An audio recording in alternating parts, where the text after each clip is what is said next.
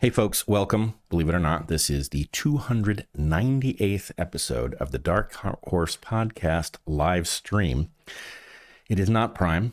I'm not saying that other podcasts are not on a Prime number this week, but we are not. Mm-hmm. I'm Dr. Bret Weinstein. You are Dr. Heather Hying. It is, it is the very latest part of the very earliest stage of the Cartesian crisis, so I hope that's going well for everyone. Oh, also autumn. Also autumn. Actually, we're kind of a little bit towards late now, aren't we? No. Wait a second. It should have started September 20th-ish. 22nd, as it turns out. But Okay, so it started a little late. One day. And it is October. I know that. 22nd. 22nd. So that does make it, that makes it still the end of the first third. See, just like you were saying about the Cartesian crisis. Yep, here we are. Assuming everything we understand about the calendar is right, it is I've third. written about this and talked about this before, but, as you are well aware, the astronomical realities are what they are, and the biological responses to the astronomical realities are what they are. Our overlaying on those biological and astronomical realities, seasons of set length, and indeed of equal length to one another, is a social construct. Because in my mind, summer and winter are more periods of stability, and autumn and spring are periods of transition, and generally periods of stability we tend to think of lasting longer. And yet we have 3-month summers, 3-month autumns, 3-month winters, 3-month springs. And so also, we start our seasons on the moment of astronomical reality as opposed to putting that in the middle. So if we were doing things like they did in, say, Shakespeare's time, and the summer solstice was the middle of the summer and the autumn equinox was the middle of fall, then you would be right. And we would be nearing the end of fall. Yes, I actually 100% agree with this take. And it reminds me of the distinction between time, as humans experience it, and laboratory time. Yes. Scientists have to categorize it. And I'm not arguing laboratory time doesn't exist. It does. Mm-hmm. It's the fundamental. But there is an objective reality to it, but it's not the only kind of time. Right. And once you discover laboratory time, it's not like that's the sophisticated way to think about things. But there are many in the modern research universe who would argue with you, right? Once we can count things, that is the only way that we should be able to do things. That is the only way to understand the universe, which is, of course, excuse the phrase, but bad shit crazy. Yeah, exactly. But anyway, I totally agree with you. And I also, separately, my little corner of that is that I've always felt, perfectly in keeping with your point about transition, that fall is not synonymous with autumn. The fall is the period in which the leaves are falling off the trees, which is more concentrated and local, right? So it's fall here, not there. Well, but I mean, almost everything that we have to say about, say, months anyway, is local. I mean, this is a point that I've made as well. I was in my household, both of my parents came from the Midwest. I used to hear April showers bring May flowers. Well, in LA, that doesn't happen. That is April is not when the rains happen in LA, if the rains happen at all. And so I used to think, what world is that for? And why do we have universal sayings when they are inherently about a particular place and time? And this is what the study of ecology is supposed to be about, is the very particular place and time where things are, and how that place and time's history has led to the moment that you can now see. But ecology mostly doesn't do that. I agree. And it also reveals something very interesting when the world gets reshuffled by political realities like power. Mm-hmm. And, suddenly Northern Europeans spread their culture across a large number of areas. And, their beautiful winter myth about, the dude with Christmas. White Christmas and a sleigh. Oh, he travels by sleigh, does he? There are lots of parts of the world where that won't work. Well, it's a flying sleigh, so that sort of rescues the myth. Yeah. But damn, it doesn't fit for most people, Right. So anyway. Well, I mean, we can be interested in globalization of the best parts of, for instance, the West, without striving for homogenization. And they seem to be conflated with one another all too often. Yeah, I agree. Yeah, and that really is the trick, is figuring out how to preserve diversity without either fetishizing it or making it impossible to discuss and intermingle or any of these things. Somehow figuring out how to preserve it without making it inviolable. Yes. Or pretending that it's all equal. Right, pretending that it's all equal, or destroying it by just constant pureeing. Exactly, that was exactly the term I was going to use. Yeah, putting it into the blender and hit scramble, liquefy. Yep. All right. Well, maybe we'll do that next week. Put everything into the blender and hit liquefy. Figure out how to straddle the gap and preserve culture and still get along and not murder each other and things like that. In the meantime, though, you may in fact put some things into a blender and make some amazing gazpacho, as you have come to do upon our returns from the Iberian Peninsula. And every time I do it, I wonder, how exactly was this done before you could plug a device into the wall?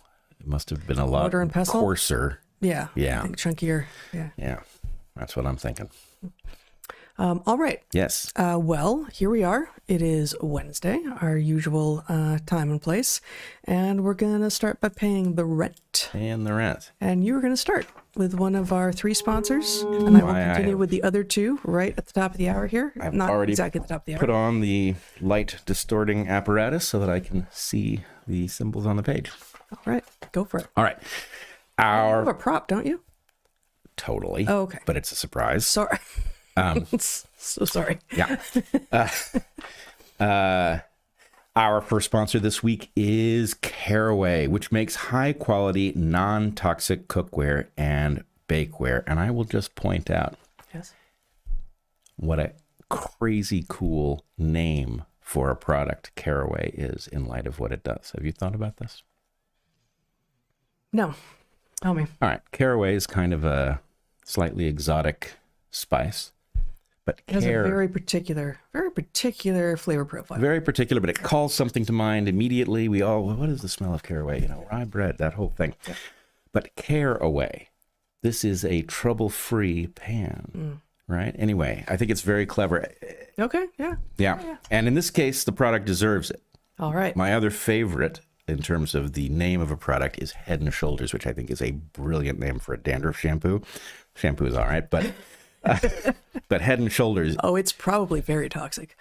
It probably is. Yes. But in any case, we digress. I will go back to the beginning so Caraway is not tarnished by our dandruff. Sorry, that's over. I'm just feeling like dandruff is probably a fairly modern condition, and anything that sticks it to your head, like what does it even do? Does it stick it to your head, or does it release it from your head so that it's gone faster? Or does it actually fix the problem? I don't know. I will say that as a young person watching television, that used to be a thing. I remember being spurred to wonder a lot about our species as a result of the commercial in which the very handsome, well-dressed man at the supermarket shopping for produce is looked on admiringly by a beautiful young woman who is also shopping for produce, who thinks about approaching him, and upon seeing that he has dandruff, thinks better of it. And as a young person, I wondered, wow, is that really a concern? And if so, what does that say about, virtually everything? So before we get back into the ads, the ad that perhaps affected me the most in that way with regard to my consideration of what we were as a species and how we were going to get ourselves out of this mess was the advertisement for Secret deodorant, which was pH balanced for women. pH balanced for women. pH balanced for women. Back when we understood that women and men were different, but somehow had ideas about the relative acidity and basicness of our sweat or smell, such that one could put a different pH into their deodorant and fix it right up. And which of these sexes is more basic? I don't know. And it raises all kinds of questions in the era of transness. Well, I mean, the era of transness raises its own questions. Many of them, yes. One could go on at length about that, but we will not. We will actually return to paying the rent. Our Okay, first let's sponsor. start. Yeah. Hey, you like the name of this sponsor quite a lot. I love it. I think it's brilliant, and it took me so long to realize how clever it was. Now I'm hoping that they've actually thought about this because I now see that they've spelled it differently. But Spell it differently from what? well, they spelled it as the seed. As they would. Yeah. Because that's a word. Right. Anyway, I expect some communication for the fine folks at Caraway who make lovely cookware, which I'm about to tell you about. Our first sponsor this week is Caraway, which makes high-quality, non-toxic cookware and bakeware. Listeners to Dark Horse are well familiar with some of the myriad ways that modern life puts our health at risk, including exposures to agricultural chemicals like atrazine and glyphosate, fluoride in our water, food dyes, seed oils, and the hazards of non-stick coatings on cookware and bakeware. Decades before we started giving seed oils the side eye and the stink eye, we threw out all of our cookware and teflonated pans. All of our teflonated cookware. We did not throw out all of our cookware. No. All right. Yeah, that sentence says exactly what you say it says. All right. I mean, I haven't memorized the script. I'm No, just, but like, you're inferring. understanding Yeah. what, This is what dyslexics do as they read, does that make sense? Teflon is toxic. Yeah, we were completely without cookware there for a while. Yeah. That's not what happened. What happened is what it says on the page and what Heather just mentioned. Teflon is toxic. Now you're in trouble. All right. A single scratch on Teflon cookware can release 9,000 microparticle plastics, none of which you should be ingesting, many of which you will if you cook with Teflon. Over 70% of cookware in the United States is made with Teflon, and 97% of Americans have toxic chemicals from nonstick cookware in their blood. Ooh. When you cook with Teflon, it only takes 2.5 minutes for a pan to get hot enough to start releasing toxins. Enter Caraway. Caraway kitchenware is crafted with sustainable non-toxic materials like FSC-certified birchwood, premium stainless steel, enameled cast iron, naturally slick ceramic, and more to help you create a safer, healthier home. Caraway makes several lines of non-toxic cookware and bakeware. Our favorites are their stainless steel line and their enameled cast iron, like this pan, which I'll tell you about in a second. All of Caraway's products are free from forever chemicals, and their new enameled cast iron is offered in 6 stylish and beautiful colors. This one is forest blue. Forest blue. Look, I'm colorblind. I get leeway, right? You take leeway. Yes, well, that's how I get it. All right. Forest blue. Just pick up where it says forest blue. Yep. The pots are strong and highly scratch resistant. My God, man. You know what's happened here? No. You've been cooking with Caraway all week, and it's made you so giddy about the product, you just can't. Well, it stay has. on. Let me tell you about that, though. Good. So what I've done is I've Because perfected... you were sick, and so we were trying not to get each other sick, Didn't which work, failed. yeah. But anyway, So you were cooking alone. I was cooking alone, and I was perfecting what I would call the 2-egg omelet. The 2-egg omelet is the perfect number of eggs for this little pan. And you throw some butter in here. You get it good and hot. Oh, yeah. You scramble up those eggs. You toss them in here.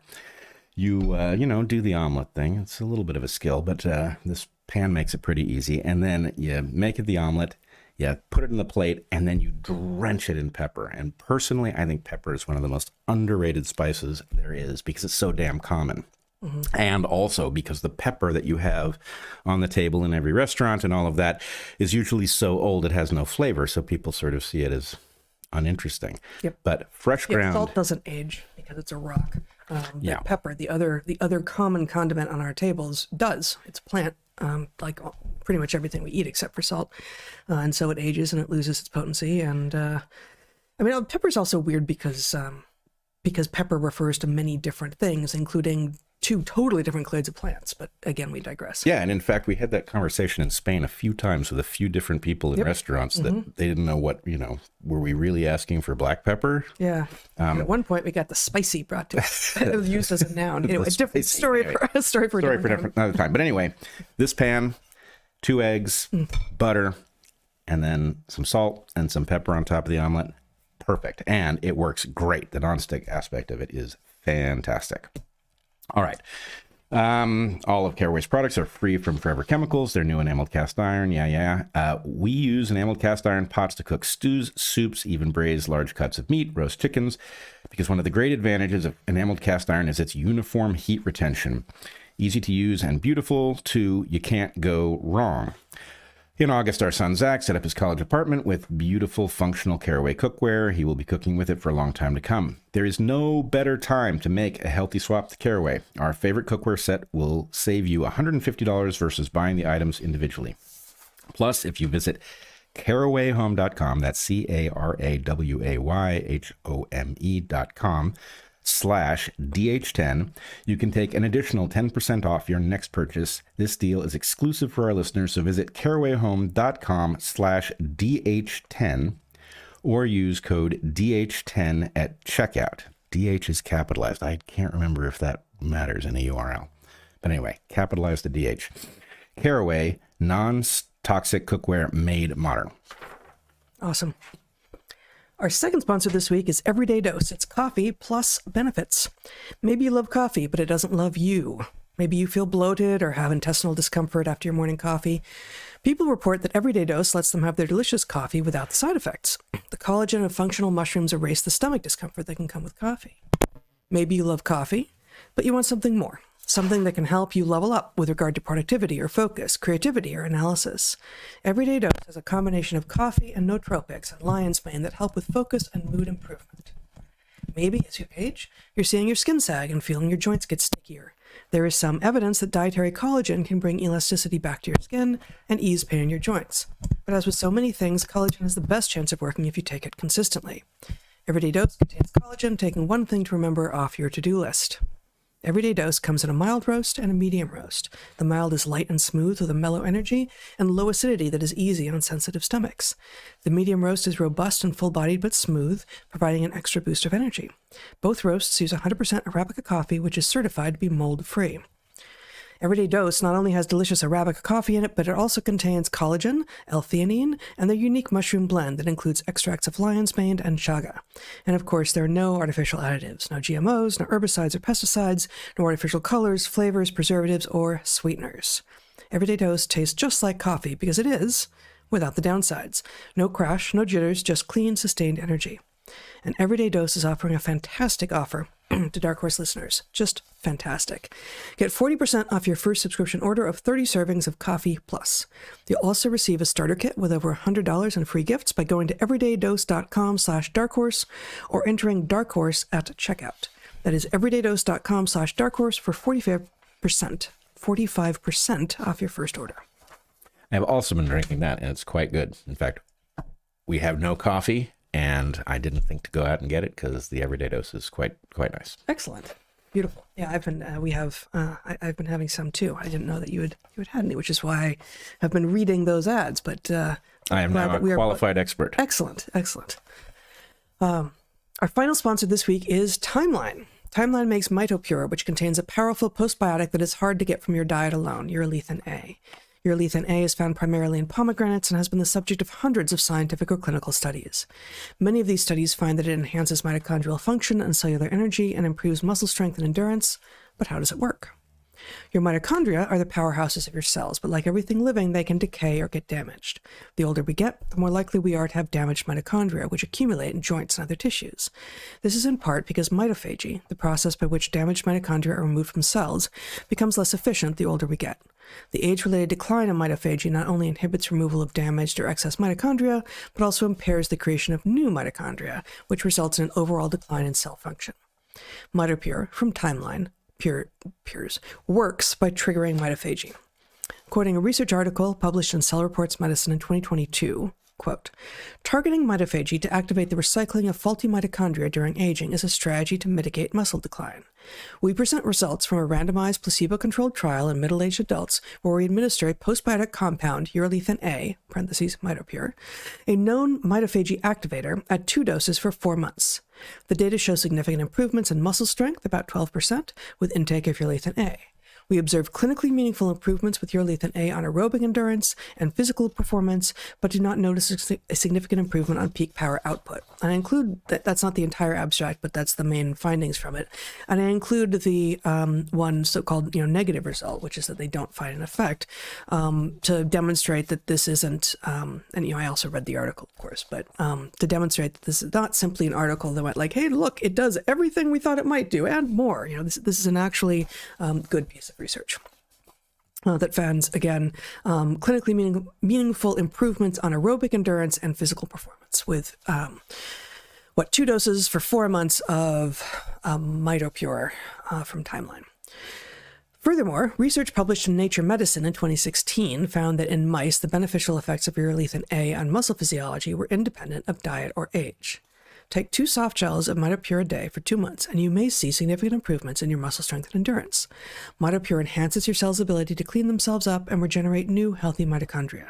In combination with regular physical activity, mitopure can help you stay strong and healthy into old age. Timeline is now offering 20% off your first order of mitopure. Go to timeline.com/darkhorse and use code DARKHORSE to get 20% off your order. That's timeline.com/darkhorse. All right. That's it. So we have 3 prime segments today. I will say up front, I think all 3 of them have profound implications, but are slightly subtle. So this is the kind of thing where you might want to pay careful attention so you understand what it is that we're getting at. It's not the kind of thing that you can do in the background while you're fencing or something along those lines. Either kind. Exactly. Either putting up fences or fending off adversaries with a sword. Yeah. But in any case, so we have 3 segments. I think we should start with the interesting bombshell that seems to have dropped regarding Harvard and its graduate programs. Let's see if your computer is capable of showing. Well, I don't know what thing you want The me to show. Substack. The Substack that you sent. Yeah. Oh, I don't have that pulled up, but I can do it, but it's going to take me a moment. Okay. I don't have that, though. So the idea here in this Substack by, let's see. You sent it a while ago? No, last night. On Signal? All right. I will on my phones. No, I mean, I can find it. I just don't know where you sent it because I don't see it here. Sorry about this, guys.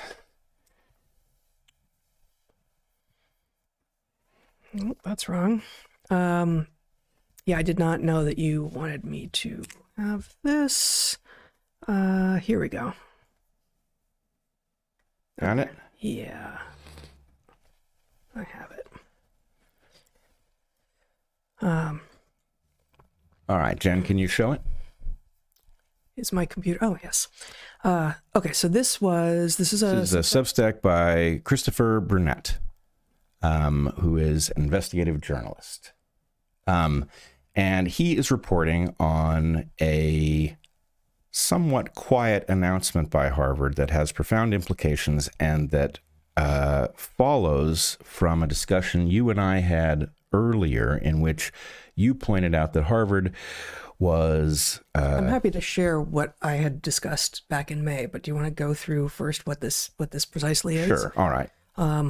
So Christopher Burnett, in a piece that he titles Harvard's PhD Bloodbath, the wealthiest university on earth claims it can no longer afford to train its own graduate students, so it's reinventing itself as a trade school for mechanics, ? So that last part, maybe we'll get to, maybe we won't, but... I want to get there. Just after midnight last night, the Harvard Crimson quietly published a bombshell. Citing financial pressure, the Faculty of Arts and Sciences announced drastic cuts to dozens of Harvard's doctoral programs, a restructuring so deep that many graduate programs will effectively cease to exist.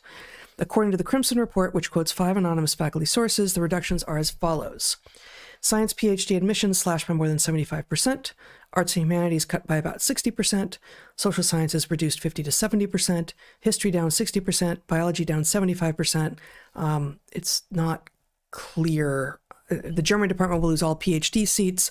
Sociology will go from 6 students to 0. Those middle ones, it's not clear like what is being reduced exactly. What's going down? Is it graduate admissions? Is it the size of the PhD class? Is it faculty hiring? Is it the number of undergraduates in a major? There are a lot of things that could be numerically reduced that aren't clear here. I thought it was clear from the article that this was graduate seats, which is obviously slightly difficult to nail down precisely ahead of time because you admit people and you don't know whether they're going to accept. But over the course of years, there are a certain number of seats that the department has the ability to fund. Maybe. It's really not clear from this list, and some of them are specified and some of them aren't. Right. Science PhD admissions slashed by more than 75%. German department will lose all PhD seats, but then there's other things that just say history down. Like it's not totally clear what that means.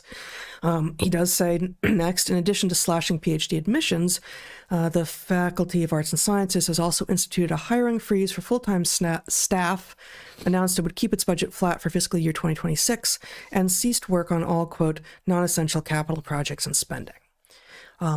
Maybe before we read any more of that, though, can we go back to what I reported on back in May here, and we talked about this on episode 170-something. A letter from Harvard, what happens downstream of the eradication of federal grants and fellowships. So as I wrote then on May 20th of this week, I received the following letter. It is reprinted here with permission by the author, although he has asked to have his name redacted. I provide commentary after. So let me just read a couple of paragraphs from this letter that I got from a young man who became my correspondent, who goes through the PhD program he's in at Harvard and the announcements that at that point had just been made. He says, this week, I received word, this week being mid-May of 2025, this week I received word that the grant funding which supports my research and that of countless other physicians, scientists, and training, so he's in an MD PhD program, has been terminated by the federal government. In fact, a majority of my MD PhD cohort, who have fully funded positions in the medical school and graduate school, are no longer being funded. In an unprecedented move, the Trump administration has abruptly ended NIH funding to Harvard Medical School, including the cancellation of 32 F-30 fellowship awards and both of our MD PhD training grants, representing millions of dollars lost within our small cohort of 100 trainees, all of whom are funded by the NIH. These cuts are not based on scientific merit, fiscal necessity, or public health priorities. They are political, and they threaten to unravel decades of progress. So the whole letter is excellent, and I recommend it. I feel very much for not just this young man, but anyone who was admitted to a program imagining that they'd been admitted to a university program, and that promise, implicit in some ways, but explicit in the letter of acceptance that one receives when being offered admission to a graduate program, was that the university had his back. That the university from whom he would be getting his degree and would be able to say forever after, I have a joint PhD MD from Harvard, was actually going to be the university that was controlling the education and, one might imagine, all aspects of it for this program. But it turns out, and here's let's see if I do this, it'll become bigger on the screen. So this is a lot of numbers, and I'm not going to walk through it again as I did back in May, although we'll link it in the show notes.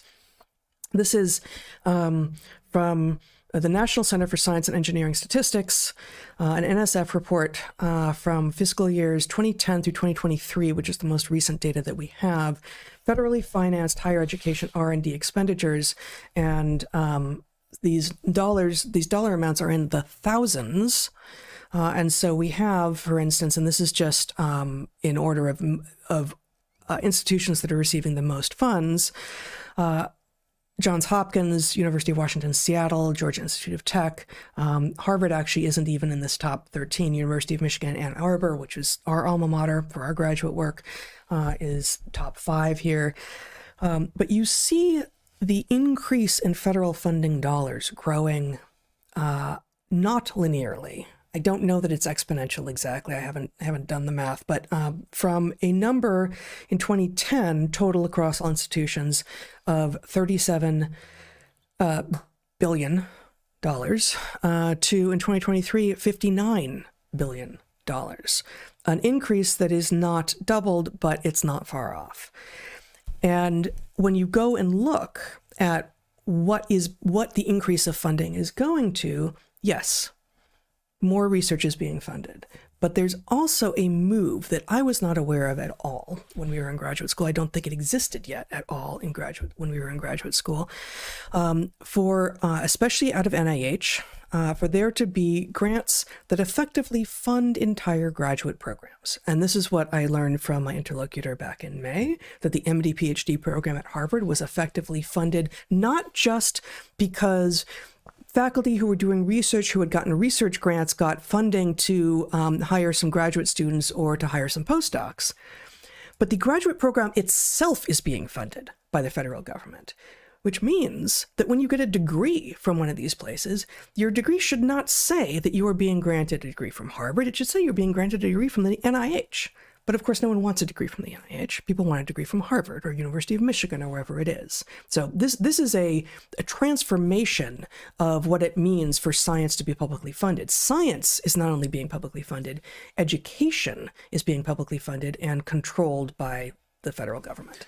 Yes, in effect, you have some aspect of subcontracting. Effectively, the NIH is subcontracting the job of educating people in some discipline to Harvard. Yes. Harvard has become a brand, right? Harvard's brand is on your diploma, which gives it extra oomph. But the point is the whole substance of the program is, lives or dies with the federal funding, which is why DOGE reveals that this system exists, right? Because canceling such a thing is like, oh, suddenly the program's gone.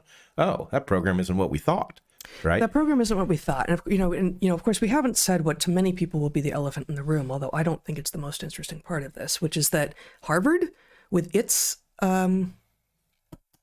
what is the word for endowment?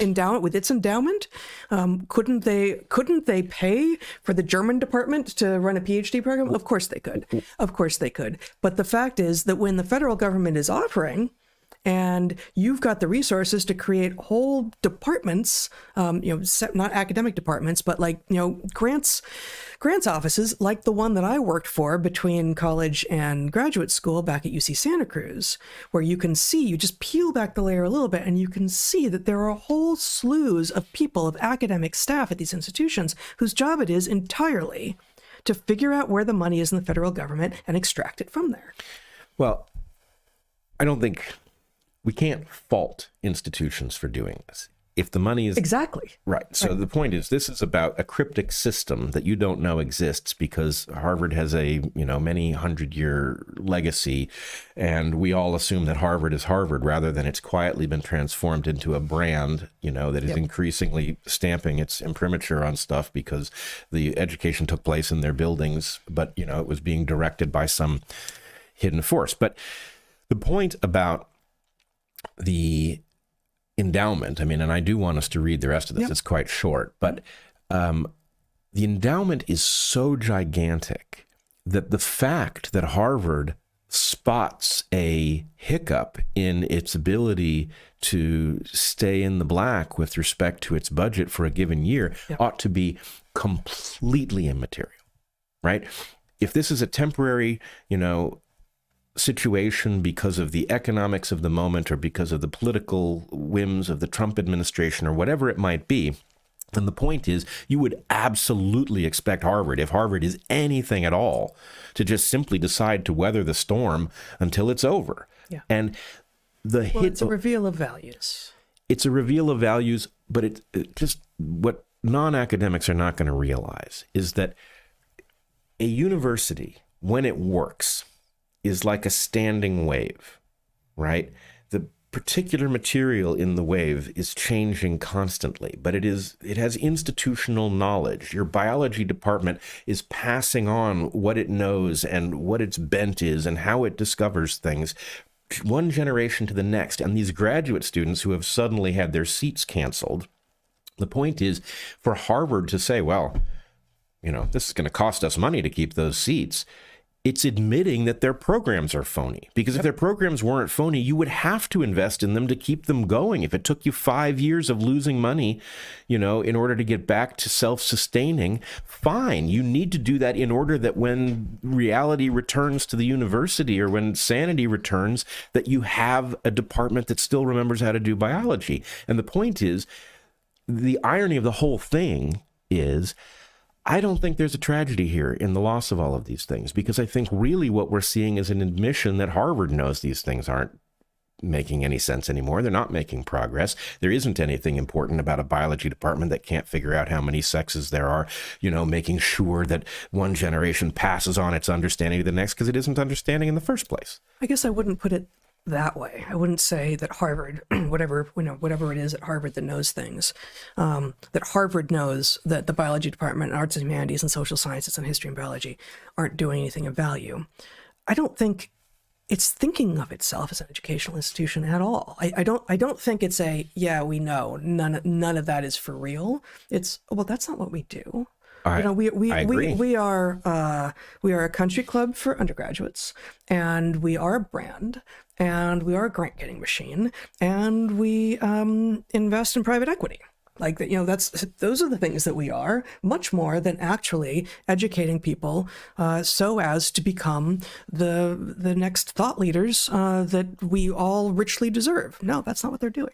It is a force of nature, is what Harvard is. Whatever else it may be, it pretends to be an educational institution. It is a force of nature, and this is a tacit admission that the illusion of education is for the little people, which I think is a close match for what you just said. I agree. It's a Potemkin University.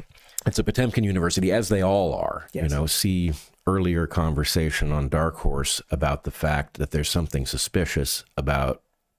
You can go to any biology department in the country. It can be a community college. It can be Harvard, Stanford. It can be anywhere you want. You'll get the same story of biology. You won't get the idiosyncratic view that you would expect a particular department to hold based on the particular intellectual powerhouses who had passed through there. You don't get any of that. It's like a Subway sandwich. It's the same no matter where you go.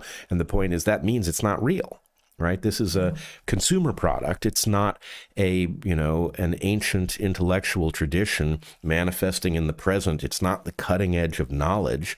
And the evidence for this is everywhere. Mm-hmm. I mean, I ran across one story, shocking but not shocking this week, where it turns out that doctors were wrong to advise you to keep peanuts away from your children. That causes peanut allergies, of course. And so exposing children to peanuts is how you prevent peanut allergies. And, it's like, okay, well, how many people died because you got peanuts upside down and didn't understand allergies? And, it's just a constant stream of these embarrassing failures. Yes. And that is the result of a broken intellectual culture, which lives in these universities. Yes. Yeah. Yes. All right. So do we want to maybe finish that article? And I do want to get to the trade school part of it. Okay. So here we are again, this is Chris Brunette's Substack, and he's described what the Crimson Report out of Harvard, which attributes this to 5 anonymous faculty sources, are reducing. I guess it's maybe it's all PhD admissions. It's not totally sure to me, not totally clear to me, and that Harvard has ceased work on all non-essential capital projects and spending. These austerity measures, he continues, follow a wave of layoffs across other Harvard schools, including the T.H. Chan School of Public Health, the School of Engineering and Applied Sciences, the Kennedy School of Government, the School of Dental Medicine, and the Graduate School of Design. On the surface, Harvard's austerity might appear justified. 4 days ago, the university released its fiscal year 2025 financial report, revealing an operating loss of $113 million for the year ending June 30th. That marks a massive reversal from the $45 million surplus it reported the year before. According to Chief Financial Officer Ritu Kalra, the deficit stems largely from the, quote, abrupt termination of nearly the entire portfolio of our direct federally sponsored research grants, end quote, driven primarily by $116 million in reimbursements for money Harvard had, quote, already spent that, quote, disappeared almost overnight. Yeah, that number seems like a strange statement given the numbers I just showed you guys. I don't feel like that could be the close to the entire portfolio, but let's put that aside. Even so, he continues, it strains belief that the richest university on earth cannot find the resources to keep a few PhD cohorts afloat. The newly reported $113 million loss amounts to just 1.7% of Harvard's $6.7 billion in annual revenue. That is an amazing number, and 1.7% of annual $6.7 billion in revenue. Yep. That is, I mean, it just tells you that they're viewing this in the way that you're suggesting. Oh, they have to be, given, again, the numbers that I was showing you on screen a little while ago are publicly available figures that the NSF the National Science Foundation, has been tasked with collecting those data so that we, the taxpaying public, can see them. I don't know if it's framed in terms of so we can see them, but because in a democracy, one should be able to see how your tax dollars are being spent, and we can see how much money the R1 universities are accepting from the government. And yet still, this $113 million loss for Harvard, amounting to just 1.7% of its annual revenue, is extraordinary. Most schools, at least most colleges, if not R1s, big research universities, have nothing close to $113 million annual revenue. Nothing close, much less $6.7 billion. Right. And so this is the curtain being pulled back. The point is, this entity is cutting back on its Potemkin front, right? The point is the educating of students is what, makes the brand what it is, but they've cut back their advertising budget. They're not going to work so hard on making it look like they're educating people in the classroom because they're losing money on it. But, it's a tiny amount. So this is being managed based on financial concerns, not educational concerns. But keeping it alive as a pseudo-educational institution basically does all the PR work that it needs. It does the marketing, it does the PR work, because every college-bound high school senior knows that if they get into Harvard, that is a feather in their cap. Mm-hmm. And everyone who has ever gone to college knows that Harvard is the place that most people want an acceptance letter from. And if they just admitted that actually they're not about education anymore, that reputation would slip overnight. Yes. One other thing about that. So you're talking primarily about the undergraduates who go and they get a degree from Harvard, and it's, we can debate whether or not it's worth the huge investment of money that it takes to get one of them, but it's worth a lot on the market, right? The actual value in terms of how much you'll earn with the same level of skills is significant. But also strangely left out of this story, and I don't mean out of Brunette's story, which I think is very well done. Those graduate students whose seats are being cut have a role to play in the university that is unarguable. What those graduate students are largely doing, the reason we so overproduce PhDs in this country, is to get students to do the work of the university in the classroom and relieve the professors from that job. So there's a question about what, Harvard, in order for its front end operation to continue to look like what it is, needs to be able to have a vigorous campus full of students who look like they're getting smarter. How does that work if you don't have the graduate students to make all of the sections run? Right. So just to put a little detail on that, if you ever had a seminar class in college, that it was probably run by a graduate student, not by a professor. Small liberal arts colleges used to be the exception. I don't know to what degree they still are. It certainly, there were no, faculty did all the teaching at Evergreen was one of the things that made it a different kind of place.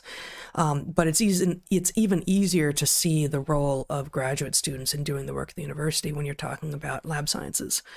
Labs are basically never taught by faculty. They're always taught by graduate students. When we were granted admission to graduate school, we were promised 10 semesters of teaching assistantships where we would be paid, not very much, but precisely to teach either labs or seminar sections, depending on the class it was, of biology classes that we were assigned to. And in so doing, we learned to become teachers and we learned to become better biologists and all of that. And in each of those cases, there was a professor. There was an actual faculty member who gave the lectures. But some of those lecture classes had, several hundred students in them. And so the students never saw the professor except at the front of the room, sort of from a distance, whereas the people who they had a relationship with were us, the graduate students. Now, you could imagine this is just simply a exploration of the possible here. But one thing you might imagine is going on behind a seemingly self-destructive move like canceling a large fraction of your graduate programs over a temporary shortfall of money, especially when you have as much in the bank as they do. But you might imagine, if I were Harvard and I were thinking diabolically, because that's what they do, you might imagine that the idea was, well, actually, we can make our undergraduate program look even better if we hire some of the huge glut of excess PhDs who are never going to get a real job to teach classes. So prediction then. Yeah. The adjunct to tenure track and tenured faculty ratio will go up in the wake of this. Right. So the idea is you hire on a bunch of people who are technically going to be professors, but they are not on the tenure track and therefore not headed for the still measly but substantial... They're cheap. Salaries. Yeah, they're cheap. They're artificially cheap because they've been made artificially cheap by universities overproducing them to get them to teach the undergrads. But one of the other things that is true about adjuncts is that, they're underpaid and underappreciated, and they don't get perks that tenure track and tenured faculty get, like sabbaticals and such. But they also, and this is provided as like a gift. But I'm sure originally it's to serve the institution. There are three broad categories of things that faculty at universities and colleges are expected to do. They're expected to do research, they're expected to teach, and they are expected to do administrative tasks. I'm forgetting the governance. Governance, right. And so governance can mean sitting on committees, can mean being involved in hiring decisions. It can mean going out into the community and doing and basically doing outreach. It can mean a lot of things. And outreach isn't exactly governance, but sort of like everything else is over in governance. And you are absolutely required to do your share of governance. One of the things that has happened in the sciences, one of the reasons the universities have fallen apart, and sorry, this is one of my soapboxes, as you know, but one of the reasons the universities have fallen apart is that at the point that science started to become big money and universities were getting big money by having scientists who needed big grants to get their money, and the overhead rates are high. And so as long as you have scientists on the faculty who are constantly needing grants to do their research, you have more money coming in.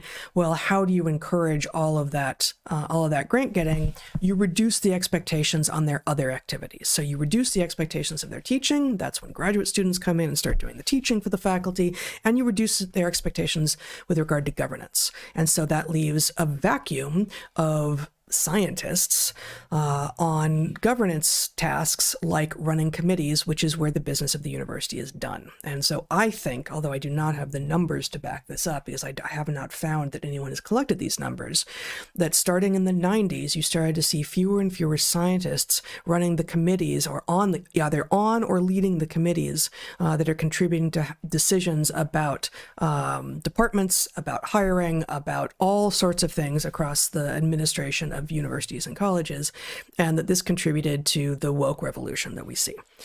Because social sciences and made-up disciplines, those people who are not freed from governance because they're bringing in no money and frankly no value in terms of the made-up departments to the university, are now crowding the committees and making decisions that are bad for everyone. All right. So one hypothesis is that actually this is part of some sort of strategic shift in the direction of hiring non-tenure track faculty to make the Potemkin education look fancier.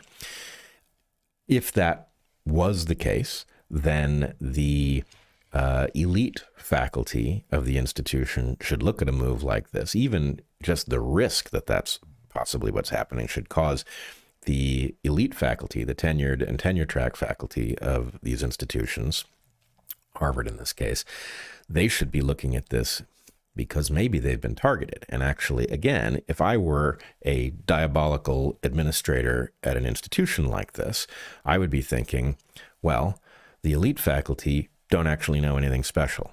Right? It's the exception. It's the rare person who actually brings something unique to the table. Most of these people are just, speaking in fancy ways and, inhabiting the costume of somebody who really knows something deep. So Harvard could look at it and think, well, we're overpaying for this. If they don't really have any expertise, then if we can get somebody to step into their role at a lower rate, then that would be a bargain. So you could imagine that this is actually...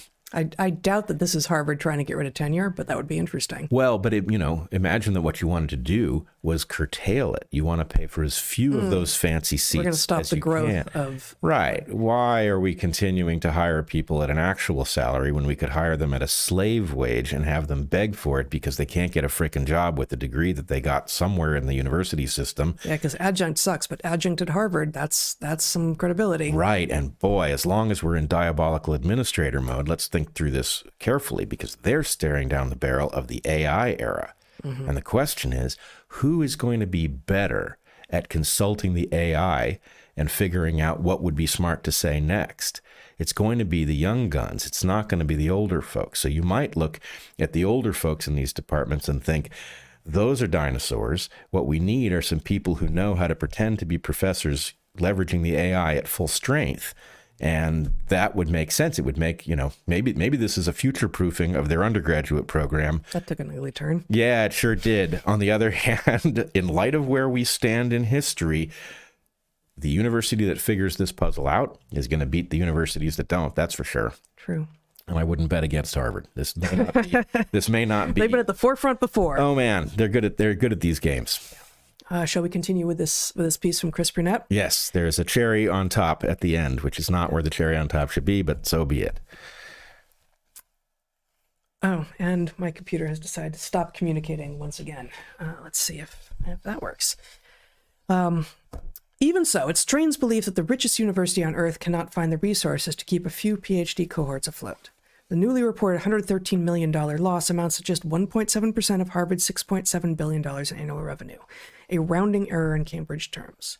Did the Faculty of Arts and Sciences really need to cut 6 sociology PhD students in order to survive? Would the school really risk insolvency if they admitted 13 history PhD students instead of 7? Here we have just a tweet image. Harvard's claim of hardship collapses under even cursory scrutiny. The endowment returned $4 billion last year, climbing to $56.9 billion in total value after an 11.9% gain. Private equity alone now counts for 41% of its holdings. Furthermore, 2025 was a record year for donors. Current use gifts totaled around $629 million, the most in Harvard's history, up from $528 million the prior year. Yet we are told the school can no longer afford to train its own graduate students? What is the point of record current use gifts if they can't even keep their basic PhD programs afloat? Yeah, what are these people giving money for? Tax deductions. Yes, I know, but well, tax deductions and their name on a building. Yeah, and bragging rights. And yeah. That's, I think, what most of this comes down to. But the bragging rights reduce when it becomes clear that actually your money did not go to education in any way. They should reduce, except that the people they're bragging to are of the same mindset. It's true. You're really telling me in a year where their private fundraising hits an all-time high that 6 history PhD stipends are what break the budget?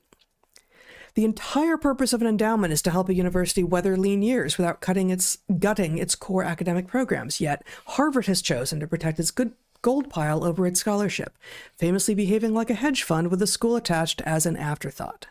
As CFO Ritu Kalra, apologies for the pronunciation, put it, the endowment is, quote, not a source of short-term relief, but a covenant across generations. Ooh. Wait, that is a great sentence in light of the fact that they have nominally just cut off their nose to spite their face. Yes, a covenant across generations.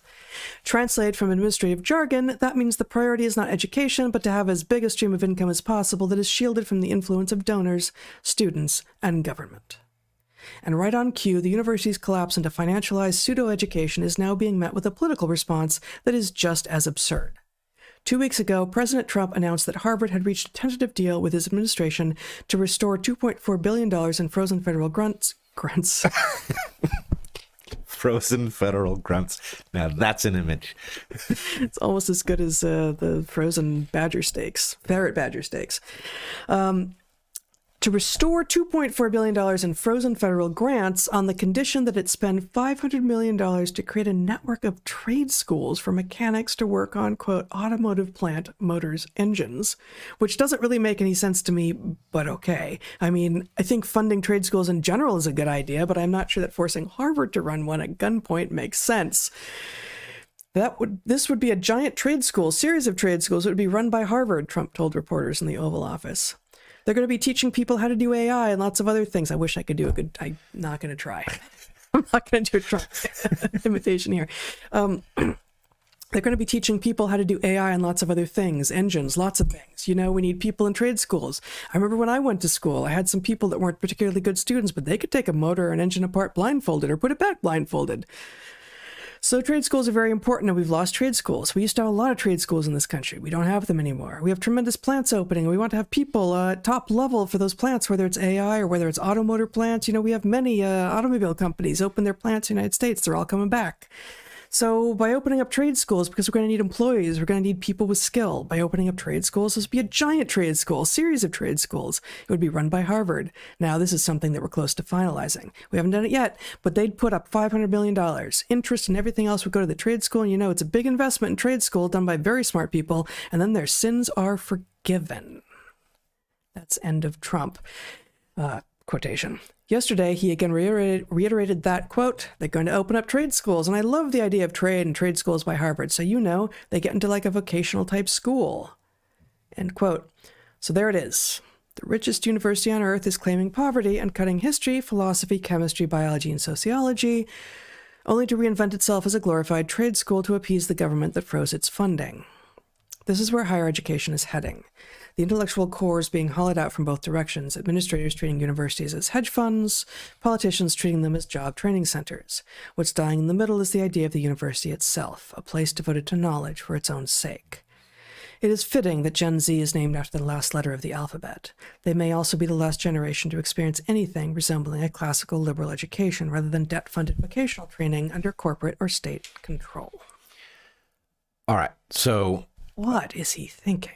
Yeah, well, we'll get back to the trade schools in a second. Let me just say first, I thought this article was very well done, very insightful. Yes. I suggest people check out Christopher Brunette's Substack. Yep, we'll put it in the show notes.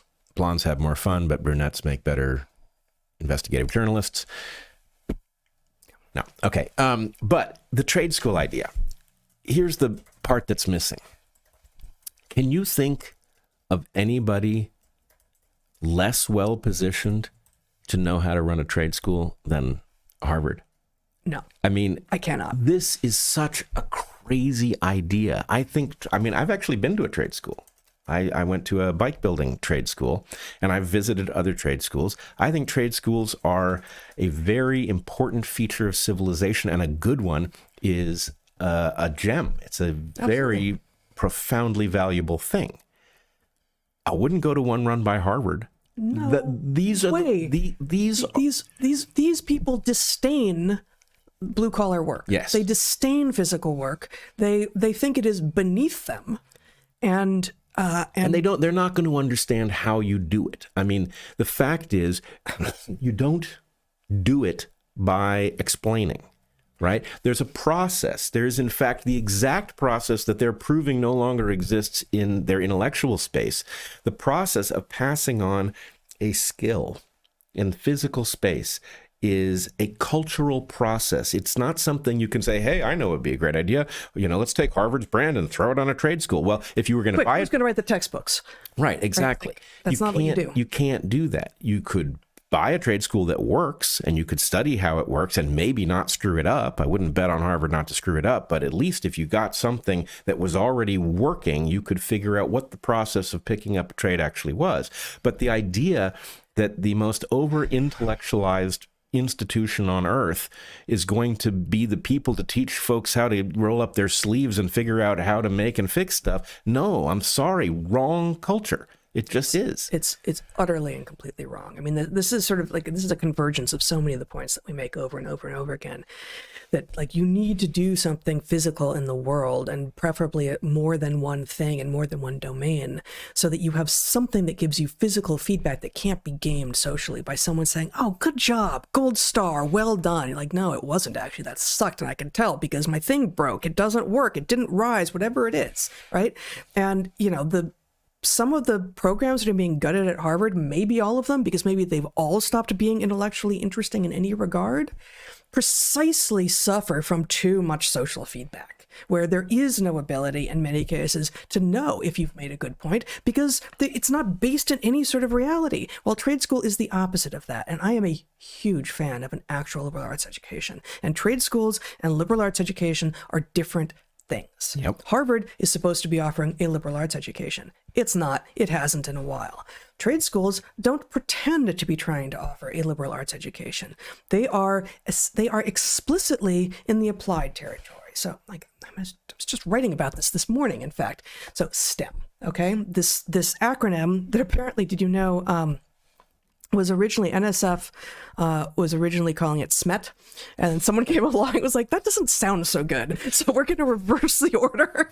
SMET. Well, and it makes more sense because science and math are the precursor things, and then engineering and technology come later, the downstream. But anyway, STEM, let's go with Science and math underlying technology. Smart. So the STEM disciplines broadly, science, which is a lot of things, mathematics, engineering, and technology, and I've just said it as if it's SMET, but science, technology, engineering, and math are not all the same thing at all. Okay. And there's something in science called basic research, which if you haven't heard that term before, you're going to think, oh, well, that sounds uninteresting. That sounds trivial. That sounds like... Sounds unproductive. It sounds unproductive. It sounds like, oh, maybe everyone new to whatever field they're getting into needs to learn how to do the basic stuff, the basic research, and then we're going to get our hands dirty. Then we're going to start asking interesting questions and really do cool stuff. And I guess then, since the binary seems to be basic research versus applied research, then we get into the applied stuff. Well, no. Basic research refers to questions that are asked that don't have an explicit goal with regard to human utility. And so engineering and technology is inherently applied being the other thing, questions that are asked, research that is done with the goal of drug development or technological development of a physical nature, or, most of medicine is applied, and technology and engineering are applied. We want to build a bridge that doesn't fall down. We want to create a drug that doesn't kill you and does cure something. We want to, create a microprocessor. Nice. It would be nice, and I haven't succeeded in that, but, Godspeed. May they keep trying. But the basic research isn't just the stuff that you do before you get to the applied research. The basic research is the heart and the soul of not just science, but humanity. We ask questions. We ask questions of the world. We ask questions of each other, of nature, of the physical universe. And most of the advances that humans have made that have ended up having utility, that you could say, see, that ended up having an application in the end, have been the product of curiosity and intuition and spending time in this liminal space of not really knowing what you're doing, but you're, okay, now I've got a hypothesis, and now what do I do? I'm not sure. Okay, I'm going to pose another hypothesis. I'm going to do an experiment over here. That didn't work. I'm going to come back. And you spend time exploring. You end up with advances that may or may not have utility, to use the Flexner's famous phrase from his 1939 essay. The usefulness of useless knowledge is extraordinary. And that, in a nutshell, is what the liberal arts education is supposed to be about, and what science is about. And trade schools are applied. Trade schools are necessary and amazing and applied. And what you're trying to do is learn skills that exist. You're not trying to invent new skills, for the most part, in trade schools. Learn skills that exist and become the best at them as you can. This is not the place for unfocused or undriven exploration of new things. That is the place of a liberal arts institution, which Harvard no longer is. All right. So I want to connect some dots from many things we've discussed over many different podcasts. The difference between basic research and applied research is the distinction between hill climbing and valley crossing. Problem is, all of the universities have fallen in love with the idea of being efficient economically, which means getting rid of the faculty who are not, in the latest burst of productivity, right? So they edit down to one school of thought per discipline, and they get very good at climbing the hill, that is, doing the thing they already know how to do better. And they look down their noses at basic research. But the thing is, basic research is the thing. I don't know if you'll be able to see this diagram here very well, but you've got these arrows over here. This is hill climbing. You're on this low peak, right? And you get very good. You're economically efficient. Your administrators get rid of all the dead weight that are studying things that aren't productive in the immediate. And you get really good at getting to this peak.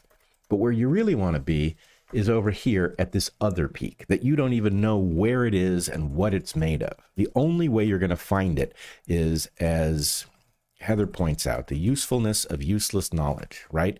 You have to be willing to study the things you don't know the value of in order to find that there's actually a much higher peak over here that you could inhabit. Then you can climb it once you find the bottom of it. But if you knew where you were going already, it wouldn't be discovery. Right. Like, do we really think we already know everything? Yeah, I think we do, actually. We think that. We have this hubris, and maybe to some degree all humans have always thought that. We're there. We've arrived. There's nothing new under the sun. We've got it all. Therefore, we can see that we want to build a thing, and we're just going to go for it. Like, there are a lot of things that could be true that you have not imagined. That the arrogance is destroying it. It's despicable and crazy, and I will say it is a particular defect of the boomer generation, right? This is this thing. Jerry Coyne never tires of taking me to task for pointing out what he and Dawkins both independently told me about why biology hasn't made any important theoretical progress since 1976. They both independently, without having talked to each other, told me that it was because their generation had nailed all the big stuff and there was only cleanup left to do for everybody else, which is on its face preposterous, right? This is biology, the most complex field there is.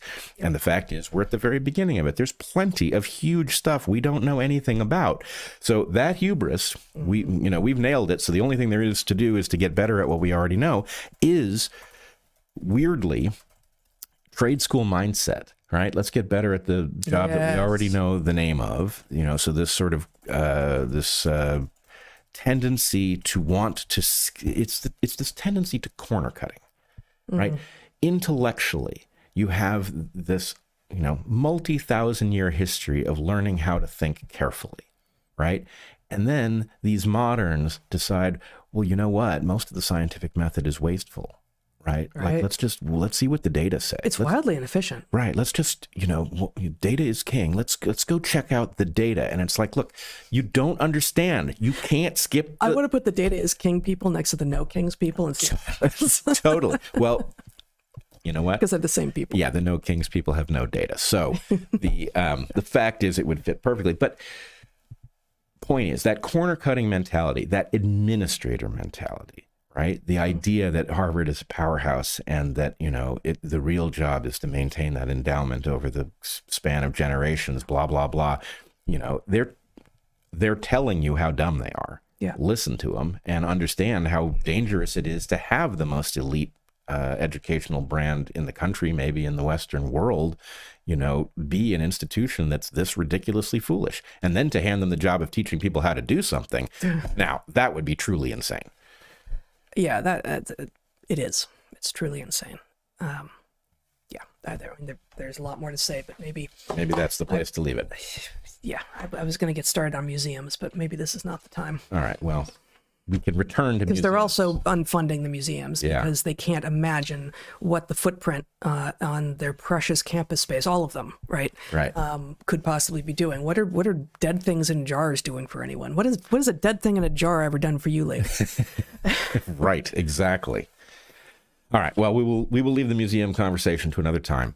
I wanted to move on to a clip that I saw of Paul Offit talking to Zubin Damania, Z-Dog, that practically knocked me off my chair until a friend reminded me that Paul Offit had told the same story before, which I had forgotten. But in any case, can we show this clip of Paul Offit talking to Zubin Damania? You don't have the clip?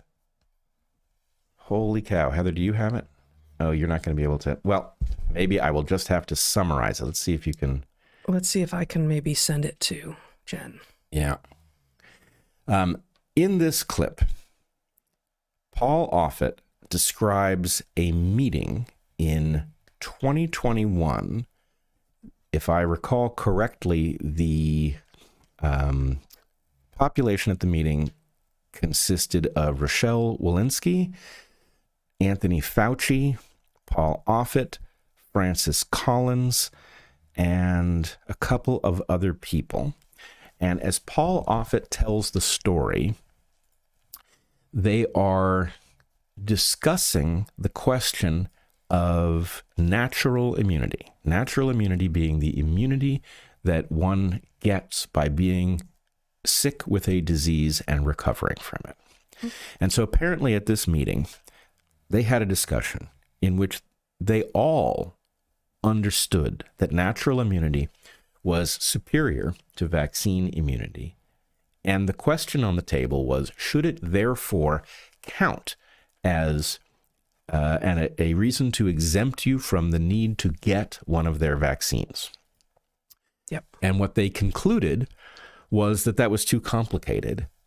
It was too subtle. And how would we go about proving that you had COVID anyway? So what we're going to do is just mandate that everybody get the shot. And what we all know who faced this terrible part of history is that they gaslit us over whether or not natural immunity, in fact, did convey superior immunity. And in since you want to just see if were you able to find it? Were you able to get it? Yeah, if you would play it just so that people can see. In February of 2022, I was asked with 3 other immunology virology types to participate in a conference call about whether or not natural infection should count as a vaccine. In other words, for those areas that were still mandating vaccine, which was many in early 2022, whether they should be able to say, look, here, I was naturally infected here. This should serve as my vaccine card.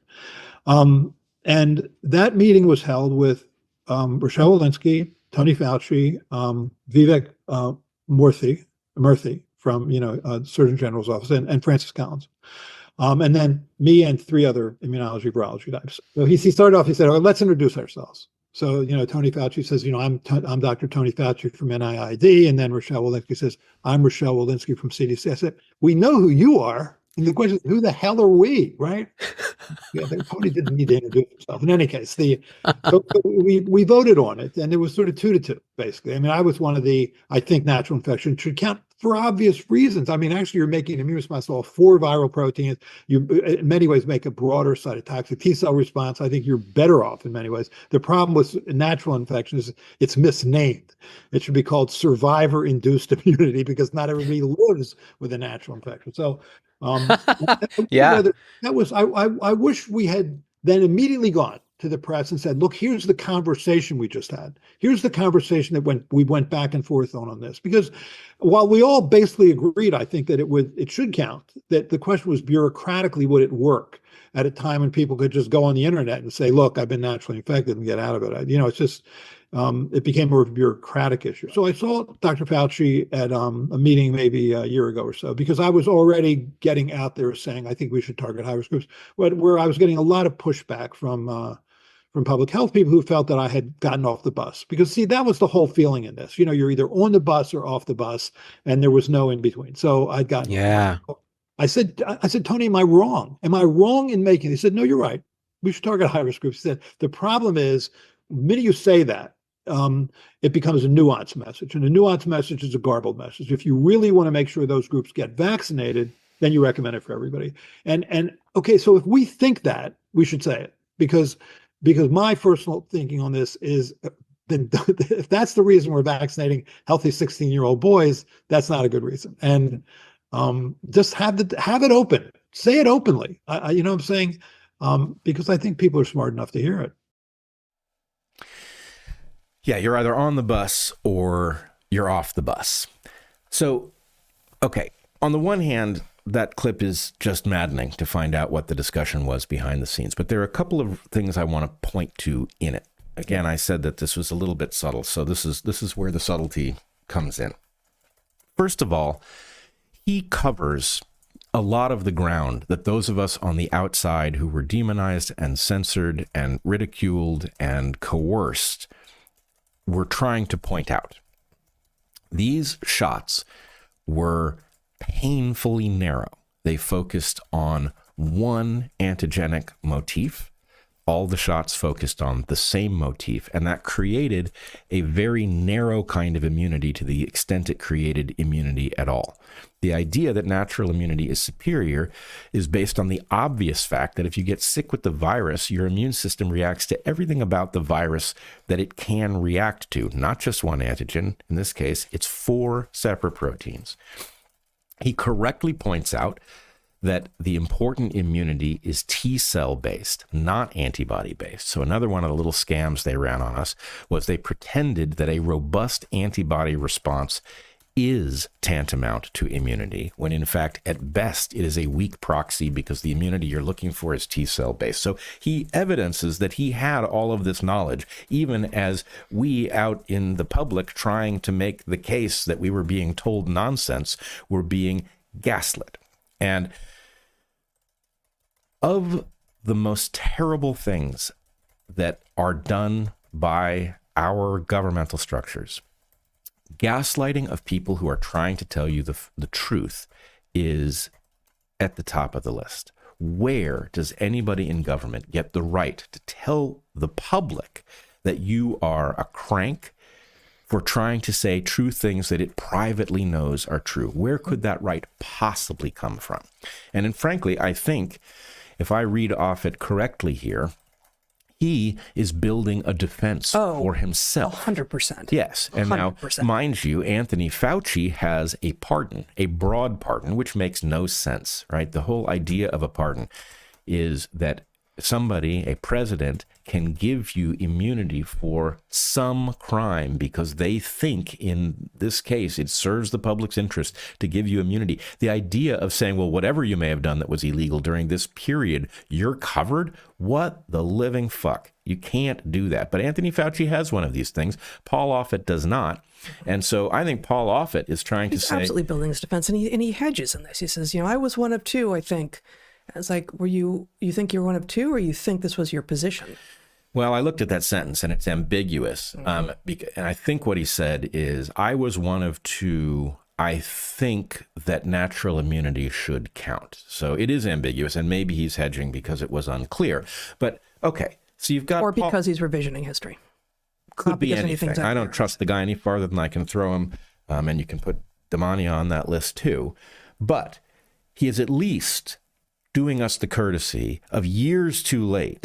Telling us, hey, by the way, it was T cells. And by the way, the shots had way too narrow an immunity. And by the way, natural immunity was understood by all of the top people who told you it wasn't good enough to be better. Even if it's utterly self-serving, completely premeditated, made to look like it's just occurring to him to tell this story, but actually is building a defense, it is something that we did not know. Although you say that apparently he had said this before. He has recounted this story before, but in any case, the 2 points that I think are likely to be missed here is this group of public health elites knew the truth about natural immunity, and that means that they denied informed consent to all of the people who had had COVID and had a right to know that the shot was worthless, okay? Never mind that it was very dangerous. The point is, you had a right to think, hey, this shot's not going to do anything useful to me. There are lots of ways that it could harm me. I don't want it. And that is a perfectly rational thing to conclude because I've had the disease. Right? So they denied informed consent to hundreds of millions of people. This, I will remind you, was understood to be a hanging offense in 1947. We literally hung doctors over violating informed consent. And this group of arrogant assholes gathered and decided on behalf of the rest of us that they were going to mandate the shot for everybody because it's too bureaucratically complicated to figure out how you would do anything else. God damn it. It's a hanging offense. You tell us what you know, then we get to decide. That's how it works. You don't get to do this. So, well, and Offit describes it as bureaucratically complicated. I read it as Fauci, at least, believes in the fundamental stupidity of Americans. He just there's no respect for the capacity of humans to do any of their own work. Well, frankly, I don't know what it is that Anthony Fauci thought he was up to, but I don't think it was public health. I think we have to always remember that this is a weapons guy and that this whole thing had something to do with dual-use research. That's where the virus came from. So not only was he going to lie to us about the risk-reward ratio of the shots in light of the fact that you get no benefit if you've already got a superior kind of immunity, not only was he going to do that, but he's responsible for the goddamn disease in the first place. So, I nominate Anthony Fauci for worst person on earth. I mean, I just think he has a strong shot at that title. Okay, so they violated our informed consent. That would have been one thing if the shots were, let's say, tolerably safe. Yes. But these same people knew, Offit is a vaccinologist. He knows how radically different this shot was from anything that had gone before and that had never been successfully demonstrated as a platform in human beings. So highly risky to get this shot and no value for all the people who had had COVID, which was a lot of people in 2021 when the shots finally came out. Okay. So the point is, are we to believe that the members of that discussion who had already had COVID took the shot anyway, just to do their part? I don't believe it. I think that this is a tacit admission that amongst the ultra elites, there was an understanding, surely there was an understanding that the shots were very dangerous. And as soon as you know that natural immunity gives you all the benefit, there's no argument at all for taking that risk. Why would you do it? It's insane. So my assumption is there's some mechanism by which people who had already had COVID didn't take the shot. And by the way, I think they also knew that the disease, as bad as it is, wasn't dangerous to healthy people and that it was easily managed with commonly available drugs. So the question I want to know the answer to is, did these people actually take the shot that they coerced so many others into getting while violating their informed consent? I think some or all of them didn't take it. And I think we have a right to know that. And frankly, I think history would change if we knew the answer to that question. That's super important. I agree. I think the chances of us knowing are basically zero. It's And yet, given what Offit is saying here, if he's saying that, and then he and the other presumably healthy immunologists and vaccinologists on that committee who remain unnamed in this at least public conversation, if they had the conversation that he is reporting, and two of them, Offit and someone else were like, no, actually natural immunity is sufficient. Are those two, if those two people claim that they got the shots anyway, are they stupid? Like either they knew that the shots were unnecessary, and they definitely knew that the platform was novel and therefore it could not be known to be safe, or they didn't. And if the claim now, which may be part of building a defense, is no, we knew a natural immunity would have been sufficient, but it was a bureaucratic hassle, then I'm sorry, privately you don't go ahead and get the untested novel technology out of a sense of what? Like lack of bureaucratic hassle? Like that's not the world you're playing in, guys. Well, and look, I think the entire game across civilization, the entire corrupt fiasco is based on double standards. Yeah. And, do I think anybody in that room would blink an eye at the idea that they were privately going to do something different? I mean, how many times did we see footage of, our governmental officials, gathering soberly, putting on their masks moments before the cameras go on, this kind of thing, right? Privately partying it up at the same time they were telling us to stay away from each other. I mean, double standards is the whole story, as you would expect it to be. And I think it would be wise for those of us in the public to realize what the message is, right? These people never cease to posture as if they are on our team and acting out of an abundance of caution. It's bullshit on every topic. They don't care about us, right? What they are doing is about them. And I think, frankly, they are indifferent to us. We are like furniture to them. We are like cattle, right? Yeah. So it's time we got that message and we stopped listening when they furrow their brow at all concerned about our health and, oh my God, it's bird flu. We've got to, kill the ostriches.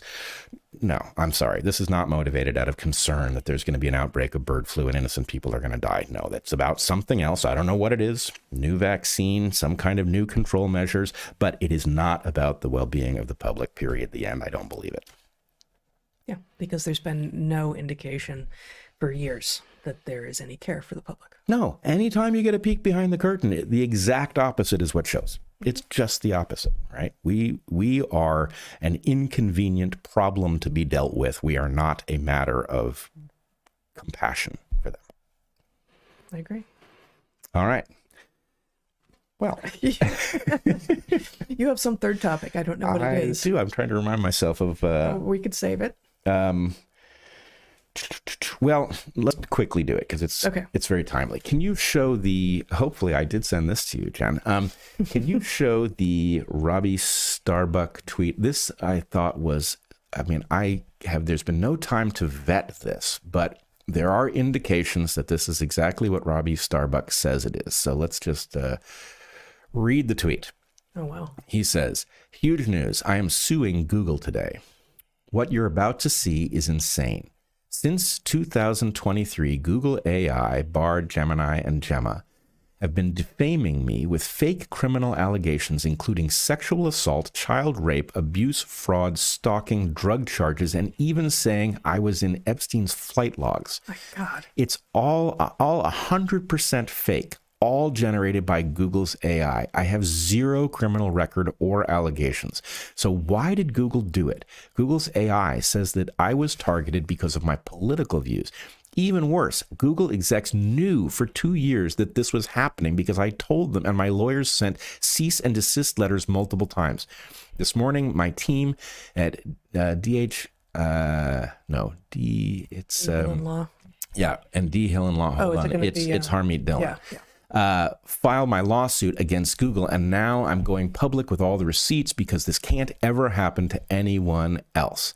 Google's AI didn't just lie, it built fake worlds to make its lies look real. Fake victims, fake therapy records, fake court records, fake police records, fake relationships, fake news stories. It even fabricated statements denouncing me from President Trump, Elon Musk, and J.D. Vance over sexual assaults that Google completely invented. One of the most dystopian things I have ever seen is how dedicated their AI was to doubling down on the lies. Google's AI routinely cited fake stories by creating fake links to real media outlets and shows, complete with fake headlines so readers would trust the information. It would continue to do this even if you called the AI out for lying or sending fake links. In short, it was creating fake legacy media reports as a way to launder trust with users so they would believe elaborate lies that it told. Some of the news outlets and people that Google's AI impersonated are listed below. Google's AI cited them all as either reporting on these fabricated allegations and crimes or cited them as having denounced me for sexual assault. Okay, then there's a long list of people.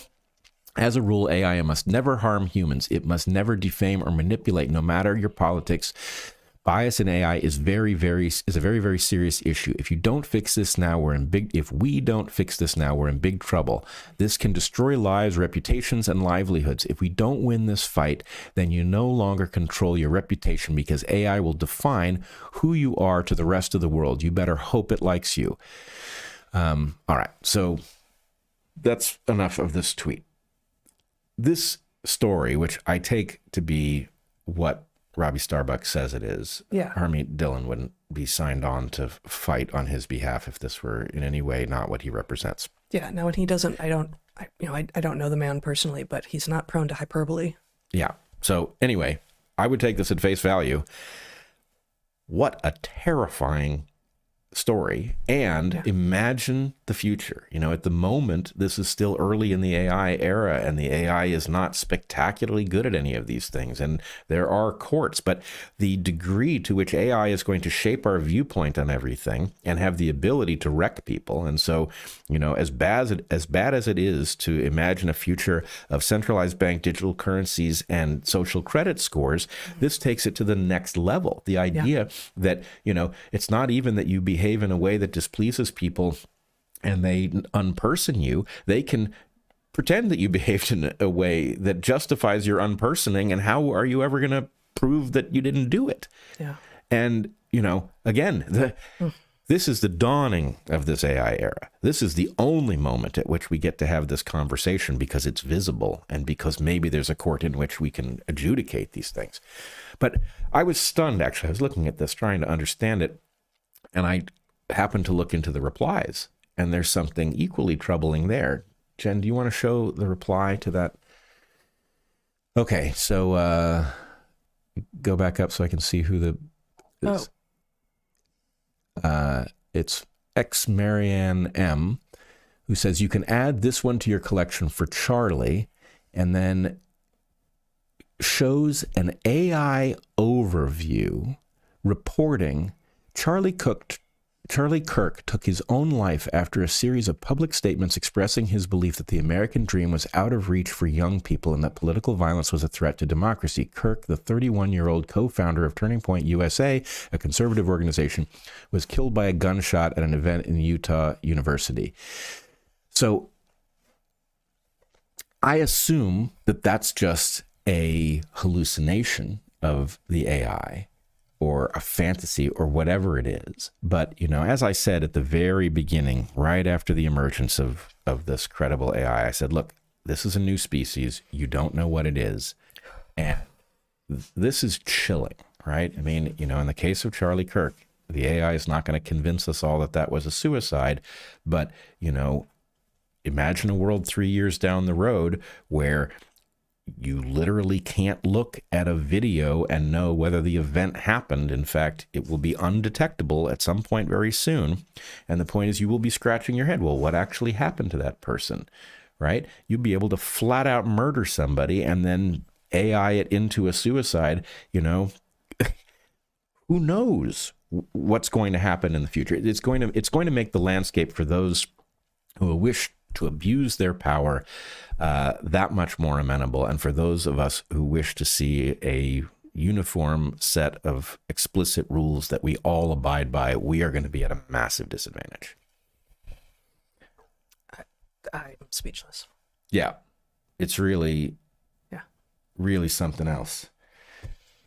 In good news, yes. The first 2 of our 4 Ralston lectures have been released, and we've talked about Harvard and its failure to be a liberal arts institution and its imminent failure to be a trade school, and we've talked about AI and I don't know how the middle story relates exactly, but failures of education and failures, the Cartesian crisis that we're all living through, and the lack of any institutions that actually make any sense, are hallmarks of the moment. And our time at Ralston College this last April, where we gave the Sophia lectures, 4 in all, revealed to us that there is at least one institution that's truly extraordinary out there, and they don't have undergraduates yet. It's a single master's program that they offer that begins in Greece every year, and it's just extraordinary. We spent time with Stephen Blackwood, the founder, and many of the faculty, and last year's class cohort of students, of master's students,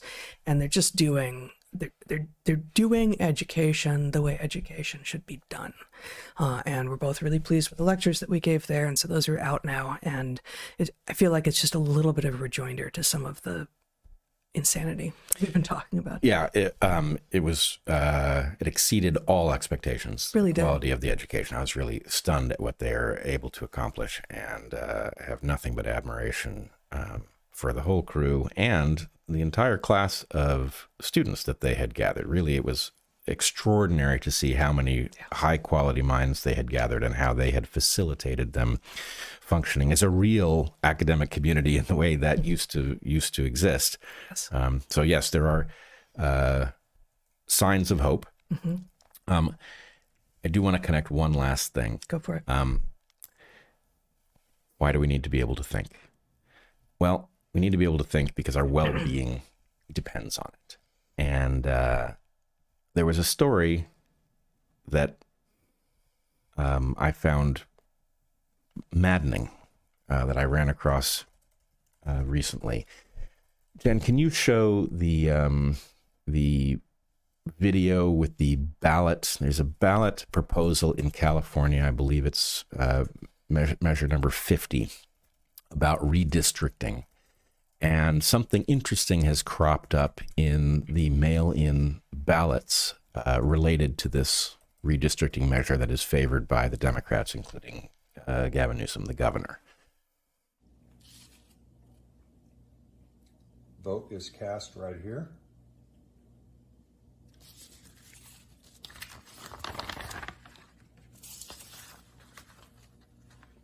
Put the ballot in this way.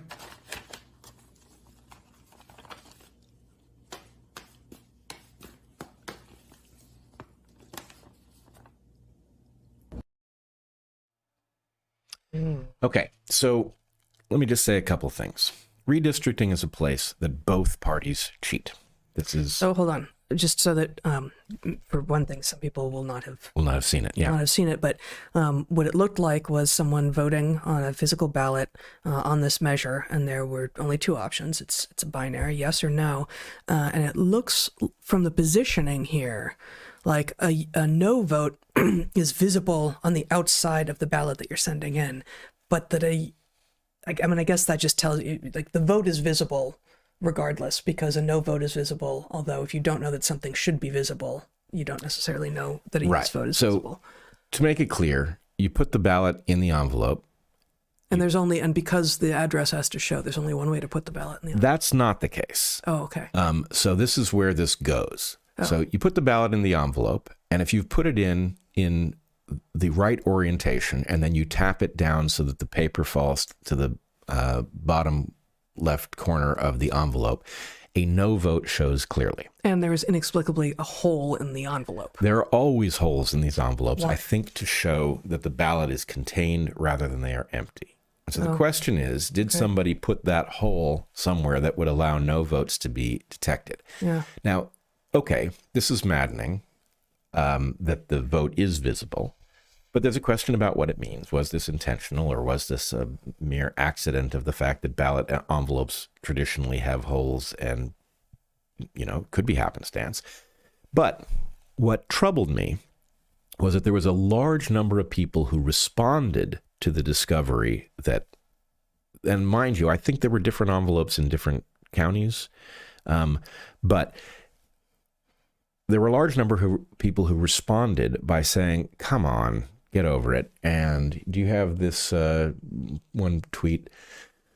So this is a tweet. This person says, as my friend, some handle says, there are 4 ways to put the ballot into the envelope. 3 of them don't show through the hole that they're the holes that are there for visually impaired signature line. End quote. So turn your ballot over, fold it inside out before putting in the envelope. Problem solved. Just freaking vote. Now, this is troubling to me because it involves either an extreme instance of sophistry or a complete failure of understanding. It has to be one of the two. If we imagine that hole was placed by someone who intends to use the information about which envelopes contain no votes, presumably by disappearing those ballots at some stage in the process and adjusting the count, then the fact that there are 4 ways to put the ballot in the envelope, 2 of which you won't happen onto because they require folding the ballot in the opposite way that it's currently folded. Let's put it this way. One of the natural ways to fold this ballot and put it in the envelope results in the vote showing. From the point of view of a cheater, if you were in the mindset of a cheater and you placed that hole so that it would reveal no votes, you don't need to reveal every no vote. Right. The fact that you have a way to immunize your no vote so nobody can see it doesn't mean a damn thing. Right. And in fact, you can detect lots of things through that hole. You can detect that somebody has folded their ballot inside out. Maybe you presume that that's a no vote because somebody is responding in this way. So if you just want to put your thumb on the scale and adjust a slight no victory to a slight yes victory, then you don't need perfect information on all ballots. All you need is to know that a certain number of ballots are highly likely to be no votes and to disappear them. So from the point of view of a cheater, the ideal thing is to have a kind of noisy measure that gives you enough power over the vote count while maintaining deniability, right? If the vote count is coming in overwhelmingly no, then maybe you don't cheat in order to protect your right to cheat in a future election. Right. If the vote's going to be close, then you start looking for ballots in which the thing shows. Yep. So look, let me just say this clearly once. There is noise in the electoral process. It is imperfect by its nature. There is no strong argument. If you have an election and somebody wins by a handful of votes, right, the fact that they do take the seat isn't vastly more just than they don't take the seat, because you don't know how many people got sick and didn't go. The point is, as long as the slop in the system is equally likely to go both ways, so that on a razor-thin vote, Team A wins half the time and loses half the time, the system of democracy works. But if some team engineers a mechanism so they win a disproportionate number of the noisy, razor-sharp elections, then the point is that is a massive distortion of democracy. And the idea that there are a lot of ways, for one thing, we have, 50 different state electoral systems for historical reasons, right? We don't have a federally synchronized ballot in order. No, I think in general they're different by county because there's different measures by county as well. Right. So well, it's not just 50, it's thousands. It's thousands of different ballots, but you could have a regulated system in which something that was highly reliable was agreed upon, and the particular details of what was being voted on in your county adjusted what was, added and in what specific way, and it was the same in every county, no matter where in the country you were. But what we have is a messy system in which so many different jurisdictions are setting their own rules that the ability to cheat here and there, and especially in, federal elections where some Maricopa County may be disproportionately important because it always comes down to which way is that county going to go. The opportunity for cheating is profound, and you have two choices. You can have a system in which cheating is so unthinkable that it's very, very rare, right? Where the penalties are very high, and we agree on a system that makes it very difficult to do without running a risk. Or you can have a system in which cheating is relatively common, but it is equally likely to go both ways. That is a vastly worse system. But what you can't have is a system in which the people in power, let's say the Democrats in California, have the ability to, and this is sort of it's meta cheating, because if they're cheating, again, I don't know if this was happenstance or not, but if they're going to cheat on ballot measure 50, well, that's a redistricting measure. Mm-hmm. So redistricting is already cheating. So the point is, if you want to cheat in order to cheat better at redistricting, that's a double cheat. I don't know why you wouldn't pre-cheat. Yeah, why wouldn't you pre-cheat? Exactly. So again, these people don't care about us. This is about power. We voters are an annoyance. Elections are an annoyance. But we need to start tending our rights, and we all need to agree, blue, red, and otherwise, we all need to agree that a system in which you can't cheat is the one that serves us all. We have to agree on that, and that means we have to punish the people who want to cheat, irrespective of what side they're on. Doesn't matter if they're on your side. They got to be punished too, because this is an intolerable level of slop and a terrible opportunity for the worst people to gain and hold power through illegitimate means. Absolutely agree. You want to show your frying pan once more before we sign off? I mean, don't I always? Yeah. All right. Again, this is Forest Blue. Our sponsors this week were Caraway, of which that frying pan is an excellent example. Everyday Dose and Timeline. Bret reports that this frying pan makes this frying pan can be used to make excellent 2-egg omelets. It is not a complete cooking piece of cookware, unlike certain electric cars. It does not do the cooking for you, but you can have, and you could potentially make excellent 2-egg omelets in a frying pan just like that from Caraway, or a bigger omelet in a bigger pan. Oh yeah. All right, we have a 3-hour Q&A on locals this Sunday to make up for the fact that we were in Spain last month and didn't do one. So starting at 10 a.m. Pacific time, going for 3 hours until 1 p.m. Join us on locals for that. That'll give us a lot of time to get to many questions, and I'm sure there will be laughter. It's too early for drinks, but water. Yes, there will be plenty of water. Yeah. Like that, I guess. Come join us on Sunday, and until you see us next time, be good to the ones you love, eat good food, and get outside. Be well, everyone.